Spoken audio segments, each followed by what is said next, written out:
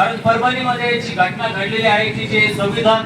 जे आहे की त्या शिल्पाची जी विटंबना झाली, तोडफोड झाली आणि त्यानंतर जे भीम सैनिक जे होते ते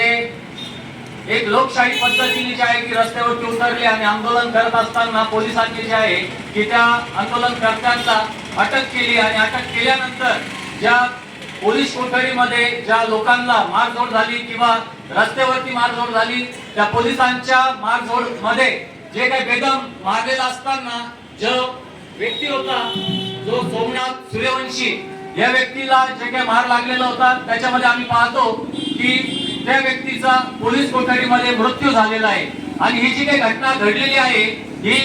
एकदम निंदास्पद अशी गोष्ट आहे की पोलीस प्रशासन जे आहे की त्यांनी आपल्या अधिकाराचा जो दुरुपयोग त्या ठिकाणी केलेला आहे, जे पोलीस अधिकारी त्या ठिकाणी होते यांनी मानव अधिकार जे आहे त्याचं हनन झालेलं असताना जो पोलीस कोठडीमध्ये जे काही ज्याचा मृत्यू झालेला आहे त्या व्यक्तीला न्याय मिळावा आणि जे काही संविधानाची जी काही विटंबना ज्या ठिकाणी झालेली आहे त्या प्रत्येक व्यक्तीच्या विरोधामध्ये जे आहे की गुन्हा दाखल व्हावा यासाठी आज या ठिकाणी धरणे आंदोलन चाललेलं आहे। आणि धरणे आंदोलन जे आहे की हा फक्त मनमाड शहरापुरतच मर्यादित राहावं अशी आमची इच्छा नसून आज मी मानव अधिकार रक्षक मंच राष्ट्रीय अध्यक्ष म्हणून सर्व महाराष्ट्रातील पदाधिकारी आणि यांना जे आहे की एक आदेशपत्र जे जाहीर केलेलं आहे, प्रत्येक व्यक्तीने आपल्या आपल्या जिल्ह्यामध्ये आणि तालुक्यामध्ये रस्त्यावरती उतरावं आणि लोकशाही पद्धतीने जे आहे की आंदोलन करावं की जेणेकरून ज्या व्यक्तीचा मृत्यू झालेला आहे त्याला न्याय मिळेल।